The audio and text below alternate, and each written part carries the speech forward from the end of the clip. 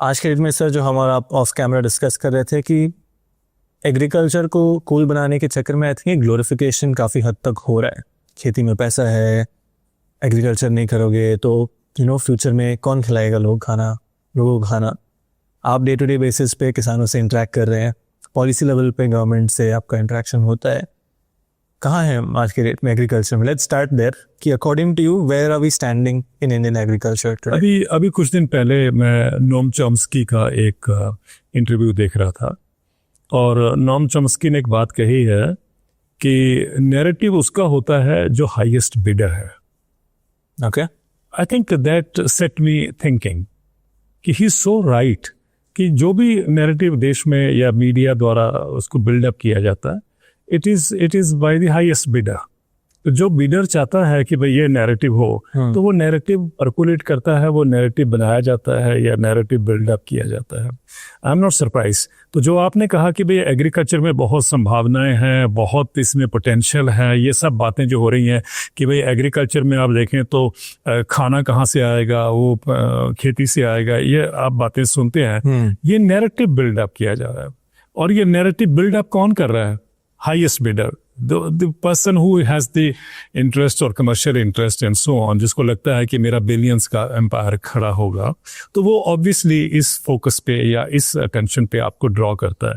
And I thought Noam Chomsky gave me a thought which made me, for quite some time, 3-4 दिन ही हुए हैं इस interview को, and it made me rethink कि बात तो बिल्कुल ठीक कह रहे हैं। So जब वो बात ठीक कह रहे हैं और रियलिटीज ग्राउंड में कहाँ पर हैं, वो आपको तभी एहसास होता है जब आप देश की रियलिटीज के साथ आपका कहीं ना कहीं एक संबंध होता है जो आप समझ सकते हैं उसको या रिलेट कर सकते हैं, ठीक है ना।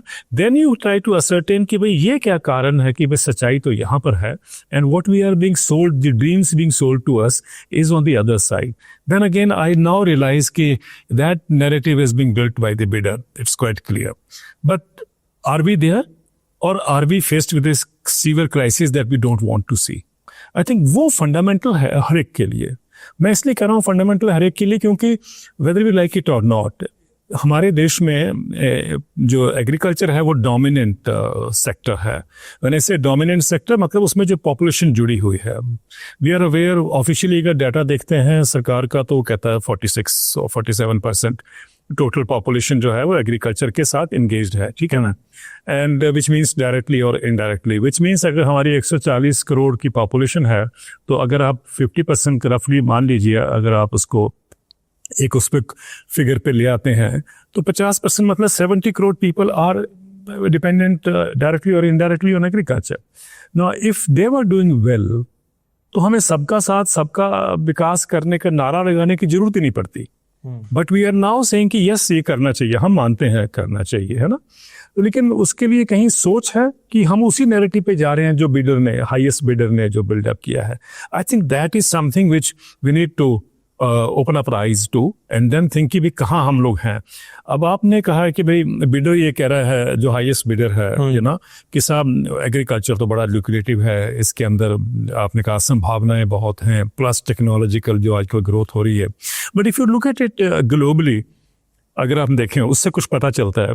अमेरिका में अगर हम देखें, that's a dominant economy of the world, तो उसमें अगर हम देखते हैं तो उसमें hardly 1.5% of the population is now in agriculture.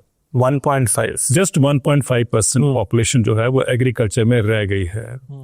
हमारे इकोनॉमिस्ट देश के कहते हैं कि साहब जब पॉपुलेशन कम हो जाएगी एग्रीकल्चर में तो किसान की इनकम बढ़ जाएगी, ठीक है, ये आर्गुमेंट है और हम सब मानते हैं इसको। वी जनरली बिलीव कि दे आर राइट कि अगर अब देखो ना, अगर 50% पॉपुलेशन एग्रीकल्चर में है, many people believe it is overburden, तो इसमें लोगों को निकालो, ठीक है, लोगों को निकाल के कहाँ लेके जाओगे ये कोई नहीं बता रहा। सर्विसेज, आईटी, कहाँ जाएंगे सर्विस में? The man who is been farming वो सर्विस पर तो जा नहीं सकता, आईटी में नहीं जा सकता, कहाँ जाएगा वो आपका लिफ्ट में जो बटन दबाता है वो उसको जॉब मिलता है। सेकेंडली, अगर घरों के बाहर या ऑफिसेज के बाहर जो गार्ड है, दे आर मोस्टली फार्मर्स जो निकल के आए हुए हैं, माइग्रेंट हैं, आए हैं, वो जॉब उसको मिलता है। डोंट थिंक कि ही becomes an IT guy and so on, ठीक है कि नहीं। अब वो जॉब के लिए आप इतना पुश कर रहे हैं बिकॉज इकोनॉमिक थिंकिंग है कि जब तक आप लोगों को खेती से निकाल कर बाहर नहीं लाओगे तब तक जो है किसान की इनकम डबल नहीं होगी। भाई अमेरिका में तो 1.5% पे आ गए, तो क्या अमेरिका में फार्म इनकम डबल हो गई है? नहीं भैया। Basic question to be asked. और हमारे इकोनॉमिस्ट ये नहीं पूछते उन लोगों से कि आपने जो ये पॉलिसी मेकर्स ने कहा कि, अब देखिए कहा जाता है कि नीति आयोग कहता है कि इंडिया में अभी रेट ऑफ माइग्रेशन जो है गांव से निकल के जो शहर में आ रहे हैं, दैट इज 1.84%। उनका कहना है जब 2.4% रेट ऑफ माइग्रेशन हो जाएगा तो किसान की इनकम डबल हो जाएगी। किसी ने पूछा? और this kinds of hypothesis will go around. किसी ने बोल दिया, हमने मान लिया। अमेरिका में तो मैंने आपसे कहा कि 1.5% पे भी उनकी इनकम डबल नहीं हुई, बल्कि जब अपने डोनाल्ड ट्रंप का पहला टेन्योर था, लास्ट में जब वो इलेक्शन लड़ रहे थे, और उसी टाइम पे जो फार्मर्स प्रोटेस्ट हो रहा था भारत में, वो they were coinciding in that almost that period. तो उस समय $425 बिलियन का कर्जा किसानों पे खड़ा था in America.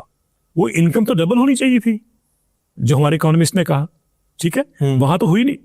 Then if you come to Europe, Europe में तो आज बहुत सारी कंट्रीज में यूरोप की 1% से कम पॉपुलेशन एग्रीकल्चर में रह गई है, तभी भी मैसिव प्रोटेस्ट हो रहे हैं कि हमें इनकम नहीं मिल रही है। एंड इंडिया में कहा जाता है कि सब इन लोगों को निकालेंगे। अभी देखिए कौन ये सोच लेके आया था और कौन ये लोगों को मतलब ये फैला दिया है नैरेटिव, जो आपने कहा ना, जो हम पहले बात कर रहे हैं, ये नैरेटिव बन गया कि सब इनको निकालिए। किसने कहा? ये द हाईएस्ट बिडर, ठीक है ना। अब कौन है या कितने इकट्ठे हैं, that I am not getting into. अब दूसरी बात, एक तो ये हो गया।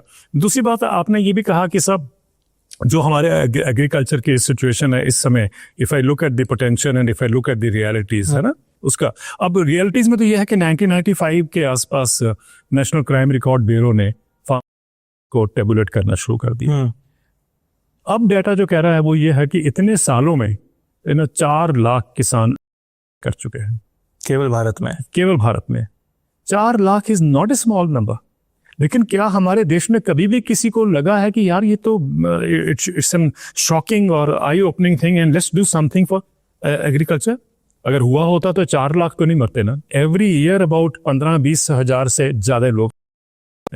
इन्होंने क्या किया? बड़ा क्लेवरली कुछ साल पहले इन्होंने डिवाइड कर दिया, फिर कह दिया कि किसान कम हो गए, किसान और किसान जो वर्कर्स हैं उसको स्प्लिट कर दिया। That is a clever way of camouflaging, है ना। लेकिन रियलिटी ये है कि भी इतने 12-15 हजार कम से कम एवरेज अगर आप देख लो तो इतने लोग मरते हैं हर साल। मरते हैं मतलब इतना सीवियर डिस्ट्रेस है। डिस्ट्रेस क्यों है? क्योंकि इसमें इनकम नहीं है। इनकम क्यों नहीं है? बिकॉज हम देना नहीं चाहते। Please let's be very clear. ये कहा जाता है, जैसे आपने कहा ना कि वो पोटेंशियल है कि सब इतना प्रोडक्टिव है एग्रीकल्चर, इसमें इनकम इतनी बढ़ेगी, सब जगह ये कहा जाता है ना। मैंने मान लिया कि सब बढ़ सकती है, लेकिन मैंने हर जगह कहा है कि एक्चुअली अगर जब तक हम इकोनॉमिक डिजाइन नहीं समझते हैं, हमको समझ नहीं आता कि एग्रीकल्चर पे मार क्यों पड़ रही है। Agriculture has been deliberately kept impoverished. जानबूझकर हमने उसको ऐसे नीचे लेवल पे रखा है। किसने किया ये? इकोनॉमिक सोच ने, पॉलिसी मेकर्स ने। क्यों इसलिए किया है कि भाई अगर रिफॉर्म्स को वायबल करना है, रिफॉर्म्स में इंडस्ट्री को चीप लेबर चाहिए, इंडस्ट्री को चीप रॉ मटेरियल चाहिए। वो कहां से आएगा? एग्रीकल्चर से आएगा। So keep agriculture इम्पावरिश्ड। सो आपके जो देश की या बाहर भी दुनिया में इंडस्ट्री चल रही है वो इसलिए सस्टेन हो रही है, सस्ता उस पे। तो लेकिन कभी हमने सोचा है कि जो आदमी आपको 10 रुपए पे प्याज बेच रहा है या टमाटर बेच रहा है, उसको अपना घर में सर्वाइवल कैसे होता होगा? We never thought about it. We don't want to think about it. हम ये कहते हैं कि एम्प्लॉइज को तनख्वाह इतनी मिले, किसान को कुछ ना मिले। फिर हम कहते हैं कि साहब हमने तो बहुत स्कीमें लेके आई हैं। लोग मुझे ये भी पूछते हैं कि इतनी सारी स्कीमें हर साल अनाउंस होती हैं, वो तो किसान तो बड़ा पैम्पर्ड है।